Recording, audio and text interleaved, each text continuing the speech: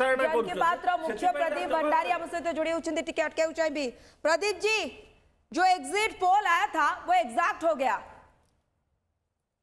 जी बिल्कुल, उड़ीसा में जिस तरीके से जन की बात ने जो कहा था कि उड़ीसा के अंदर भारतीय जनता पार्टी जो है वो 18 सीट तक ला सकती है उड़ीसा लोकसभा चुनाव में, और भारतीय जनता पार्टी की सरकार बन सकती है, 70 से ज्यादा सीट ला सकती है।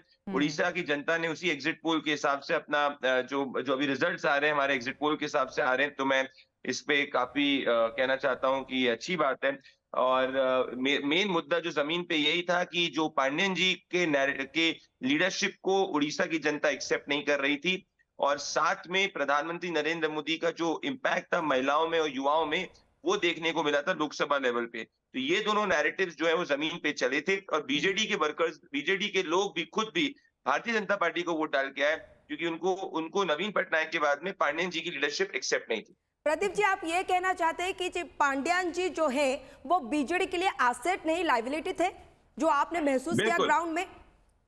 देखिए, एक एडमिनिस्ट्रेटर जो है वो अगर नेता एकदम से ओवरनाइट बनना चाहे बाय सिलेक्शन, तो पॉसिबल नहीं होता है।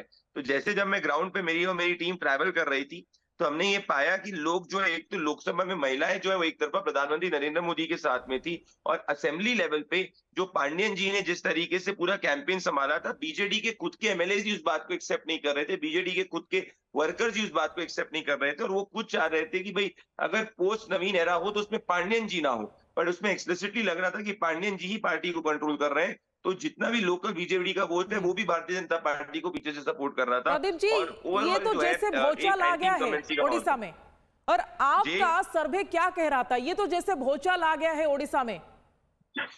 नहीं, कोई भूचाल नहीं आया। अगर आपको याद होगा कि हम लोग ने जब सर्वे किया था, वो सर्वे जो है उस सर्वे में स्पष्ट था कि उड़ीसा के अंदर भारतीय जनता पार्टी असेंबली में सरकार बना सकती है, और लोकसभा के अंदर भारतीय जनता पार्टी की 18 से तक सीटें आ सकती हैं। प्रदीप जी, 24 साल के बाद प्रो इनकम्बेंसी जो बीजेडी के लिए था वो एंटी इनकम्बेंसी में टर्न हो गया था। ये बड़ी फैक्टर थी, और दूसरा जो था वो मोदी क्रेज था।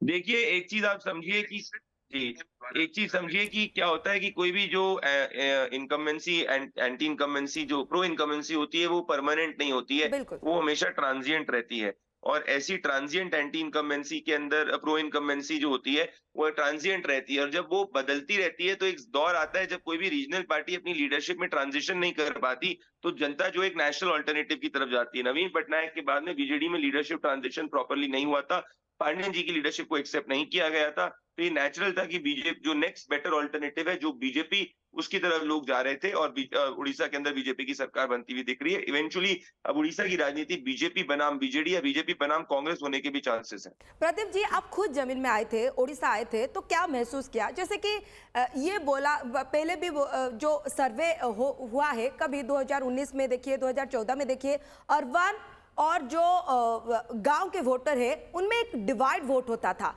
लेकिन इस बार ये नहीं है, स्प्लिट वोटिंग नहीं हुआ। बिल्कुल बिल्कुल, मैं कहना चाहता हूं कि एक चीज आप समझिए कि जब मैं आस्का और गंजम के अंदर गया था तो मैंने एक चीज पाई थी कि इवन आस्का और गंजम के अंदर जो है एंटी इनकम्बेंसी नवीन पटनायक जी के खिलाफ देखने को मिली थी। तो ऐसी स्थिति के अंदर मुझे समझ में आ गया था कि वेव इलेक्शन है, और एक वेव इलेक्शन के अंदर जो है ज्यादा सीटें भारतीय जनता पार्टी जीत रही है, और कई ऐसी सीटें भी जीत सकती है जो लोग सोच नहीं सकते। तो आज की स्थिति में अगर आप देख रहे हैं कि बीजेपी 20 का आंकड़ा भी छू रही है, I am not wrong, in the Lok Sabha election, और असेंबली में जब आस्का और गंजम जैसी सीट्स पे अगर एंटी इनकम्बेंसी, तो आप असेंबली चुनाव भी नहीं जीत सकते। तो मुझे प्योर एंटी इनकम्बेंसी इलेक्शन देखने को मिला था। पर मोदी जी के लिए एक प्रो इनकम्बेंसी भी था, ये आप मानते हैं कि नहीं? नहीं, ये एंटी इनकम्बेंसी था नवीन बीजेडी की सरकार के खिलाफ, पहली चीज, और एक लोकसभा वाइज उड़ीसा के अंदर लोग मोदी जी को वोट देना चाहते थे, तो उधर प्रो इनकम्बेंसी था, इधर एक एंटी इनकम्बेंसी। प्रदीप जी, अगर देखा जाए तो ओडिया अस्मिता, आपने ये सुना होगा कि भाजपा ओडिया अस्मिता को यहाँ पे जमकर प्रचार किया इस बारे में, जो कि लोगों को छू गया। क्या ये सबसे बड़ा फैक्टर है जिसके वजह से आज भाजपा सरकार सत्ता में आने वाली है ओडिशा में? बिल्कुल, देखिए ये है, और साथ में एक स्ट्रॉन्ग एंड 20 साल की स्ट्रॉन्ग एंटी इनकम्बेंसी भी है। देखिए, उड़ीसा में तक कब आई, जब बीजेडी की जो लीडरशिप है वो ट्रांजिशन नहीं कर पाई और वो पांडियन जी को एज लीडर नहीं एक्सेप्ट कर पाई, तो उड़ीसा अस्मिता जमीन के ऊपर देखने को मिला। तो उड़ीसा अस्मिता, मोदी की गारंटी, ये दोनों जमीन पे चले। उड़ीसा अस्मिता इसीलिए चला क्योंकि पांडियन जी को एक्सप्लिसिटली जो है वो लीडर जो प्रोजेक्ट किया गया था नवीन पटनायक जी द्वारा। जी, और मुद्दा तो कहीं ना कहीं ओडिया अस्मिता था, जैसे कि राजश्री बोले, लेकिन उसके बाद जो नैरेटिव बीजेपी ने सेट किया उसको आप कैसे देख रहे हैं? ये एक बड़ा कारण था बीजेपी के जीत के पीछे। देखिए, पांडियन की बात आई, उसके बाद ओडिया मुख्यमंत्री बनने की बात आई, उसके बाद रत्न भंडार की बात आई, और उसके बाद बीजेपी ने कई मुद्दे उठाए, चिटफंड जैसे माइंस, और उन सबको, इन सब कड़ियों को पांडियन के साथ जुड़ा गया। देखिए, बिल्कुल सही कह रही हैं आप। उसके साथ में मैं कहना चाहता हूँ, महिलाओं का वोट इस बार जो है, जो एसएचजी ग्रुप्स और इन सब की बात होती थी कि जो बीजेडी को जाएगा, वो इस तरफ नहीं गया था, क्योंकि महिलाओं को लोकसभा वाइज ये पता था कि मोदी जी को हमको वोट डालना है, मोदी जी देश के हित में। और असेंबली लेवल पे उनको पता था कि हम नवीन पटनायक आगे ज्यादा समय कंटिन्यू नहीं कर पाएंगे। तो ऐसी स्थिति के अंदर जो एसएचजी वोट के ऊपर बीजेडी ब्लैंक कर रही थी, वो पांडियन जी नहीं पुल कर प्रदीप जी, पाए। एसएचजी के वोट, जो कि बड़ा वोट बैंक कई सालों से रहा है बीजेडी का, उसको कैसे बीजेपी ने तोड़ा? आप क्या सोच रहे हैं? देखिए, मेरी बात समझिए, ये एक एंटी इनकम्बेंसी वोट था। जब ये एक एंटी इनकम्बेंसी वोट पड़ता है तो वो ऑटोमेटिकली नेक्स्ट बेटर ऑल्टरनेटिव की तरफ चले जाता है। इस बार की स्थिति में next better alternative Bharatiya Janata Pradeep party जी, थी। ये एंटी लोग इनकम्बेंसी उड़ीसा पहले की से जनता- था या बीजेपी ने ये लहर लाया? ये बड़ी बात है। एक जमीन के ऊपर एक सोच थी। भारतीय जनता पार्टी ने, प्रधानमंत्री नरेंद्र मोदी ने इस मुद्दे को प्रखर रूप से उठाते हुए ये जनता की सोच को इलेक्शन मुद्दा बना दी, सोच को हवा दिया। प्रदीप जी, एक बड़ी बात, सुभद्रा योजना बीजेपी लाई, जिसके वजह से एसएचजी के जो महिलाएं हैं वो वोट को ब्रेक कर सके। फिर किसान के लिए भी लाए कि हम एमएसपी बढ़ाएंगे, फिर युवाओं के लिए भी रोजगार लाएंगे। बीजेपी ने ये भी मैनिफेस्टो रखा था। तो जो सारी वोट के सेक्टर से उन सबको छू गया बीजेपी, तो इस वजह से आज ये नतीजा। बिल्कुल बिल्कुल। देखिए, मैं आपसे ये कहना चाहता हूं कि बीजेपी ने जो इस बार अपना मैनिफेस्टो भी रिलीज किया था, वो भी जनता के दिल को छुआ था for sure. Point number 1। Point number 2 ये है कि साथ में जो मोदी की गारंटी है वो भी जमीन में देखने को मिला था। तो इस बार 50% से ज्यादा युवा वोट, 50% ज्यादा महिला वोट है, वो बीजेडी से शिफ्ट होकर भारतीय जनता पार्टी की तरफ आ गया था। इसके कारण जो है आप ये बड़ा चेंज देख पा रहे हैं। नए वोटर प्रदीप जी इस बार निर्णायक हुए। जो नए वोटर थे उनमें मोदी लहर, मोदी क्रेज काफी देखने को मिला। देखिए, नए वोटर थे और एल्डरली वोटर थे, दोनों में मोदी लहर देखने को मिली थी मुझे। अच्छा। मैं कह रहा हूं, इस बार ये पूरा समाज है वो परिवर्तन चाहता था, ऐसा कोई बिट्स एंड पॉकेट्स नहीं था। जी, और कांग्रेस को आप इन सब में कहां देख रहे हैं ओडिशा में? क्या कह रही हैं आप? कांग्रेस के प्रदर्शन को आप कैसे देख रहे हैं? अभी तो 14 है ओडिशा विधानसभा में अगर आप देखें, और एक अभी लोकसभा में हम देखने को पा रहे हैं। इवेंचुअली मैं कह रहा हूं कि भारतीय जनता पार्टी बनाम कांग्रेस जो है वो अल्टीमेटली उड़ीसा की राजनीति बीजेपी बनाम कांग्रेस की तरफ जाती हुई दिख रही है। प्रदीप जी, वो कैसे? प्रदीप जी, ये भी जानना चाहेंगे कि आपकी आवाज नहीं आ रही है। प्रदीप जी, जो पहला फेज था, आपको मतलब ये भी आप जब ग्राउंड पे आए थे, जमीन पे आए थे, तो मोदी जी बार बार ओडिशा आने लगे, कम से कम 5 बार आए हैं।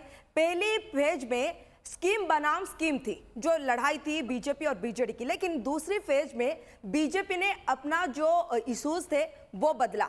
इश्यूज में क्या लाए? ओडिया अस्मिता लाए। ये कहीं ना कहीं ओडिशा के लोगों को छू गया।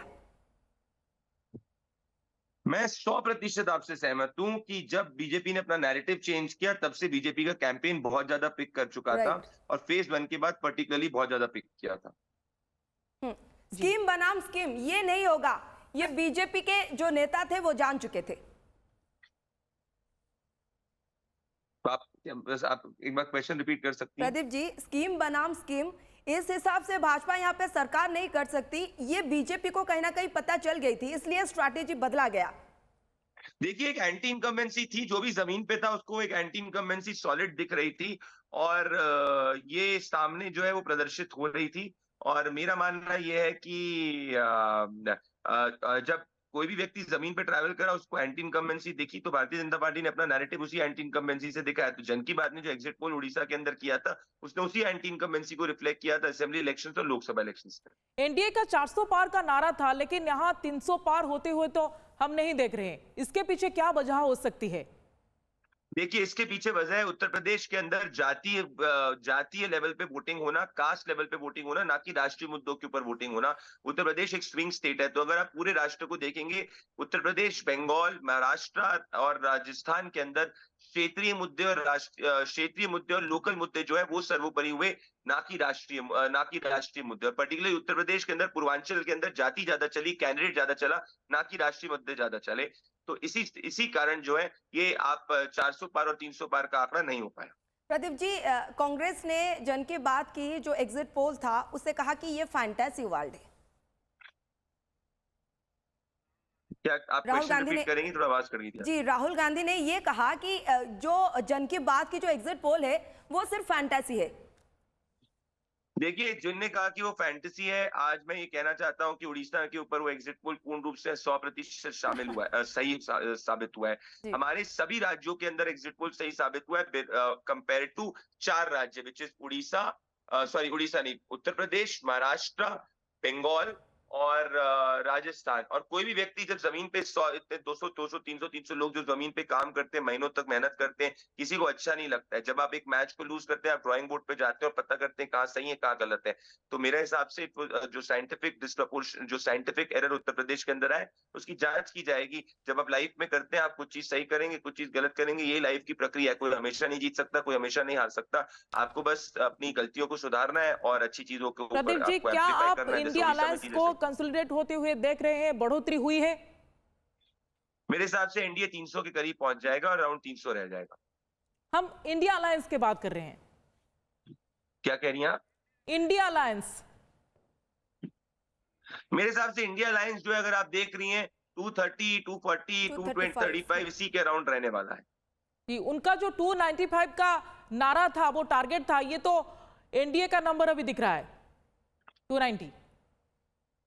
तो अगर आपको याद होगा, इंडिया अलायंस का नारा था 295, तो इंडिया अलायंस का नारा भी उसके लिए नहीं पूर्ण हो पाया, और एनडीए का नारा था 400 पार, वो भी उसके लिए पूर्ण नहीं हो पाया। तो जनता ने इन 4 राज्यों के अंदर कोई मैसेज दिया है जो एनडीए को उसको आत्मचिंतन करना चाहिए, और बाकी राज्यों के अंदर जो मैसेज दिया है उसके बारे में इंडिया अलायंस को आत्मचिंतन करना चाहिए। तो जनता इस बार बड़ी साइलेंट रही है, तो बाकी राज्यों में साइलेंटली उसने मोदी को, एनडीए को वोट दिया है। इन राज्यों के अंदर उन्होंने साइलेंटली एनडीए की सीटें घटाई हैं। प्रदीप जी, आप ये सर्वे करने के लिए पूरे देश घूमे हैं, तो चाहे वो आंध्र प्रदेश हो या फिर ओडिशा या फिर वेस्ट बंगाल, जो रीजनल पार्टीज है उनका जो प्रभाव है वो कम हुआ है? देखिए, आंध्र प्रदेश के अंदर तो रीजनल पार्टी का प्रभाव ही बड़ा है। चंद्रबाबू नायडू जो है, उन्होंने ही जगन को हराया है, असेंबली में भी वो सरकार बना रहे हैं और वो एनडीए के साथ भी सरकार बना रहे हैं। ओवरऑल अगर आप देखेंगे, महाराष्ट्र में भी उद्धव ठाकरे का कद की सीटें बढ़ी है। तो ऐसा नहीं कि रीजनल पार्टी खत्म, टीएमसी जो है बंगाल के अंदर सॉलिड, वो बहुत मजबूती के साथ इमर्ज हुई है। तो ऐसा नहीं है कि रीजनल पार्टीज का कद कम हुआ है। रीजनल पार्टीज जहां पे मौजूद है, अगर उनकी लीडरशिप और उनका इशू सही है और नैरेटिव सही है, तो जनता ने उसको स्वीकारा है। बहुत बहुत धन्यवाद प्रदीप जी हमसे बातचीत करने के लिए। प्रदीप भंडारी जी की जन की बात पोल आनी जी कही बीजेपी 18 लोकसभा सीट जीतब और देखो आकलन एकदम ठीक, बीजेपी हाँ बिल्कुल, किंतु ये जन की बात ही थिला जी 15 रु 18 नुहे बर 18 सीट देइथिला बीजेपी को, एवं बीजेपी ताठू भी गोटे अधिक 19 सीट हाते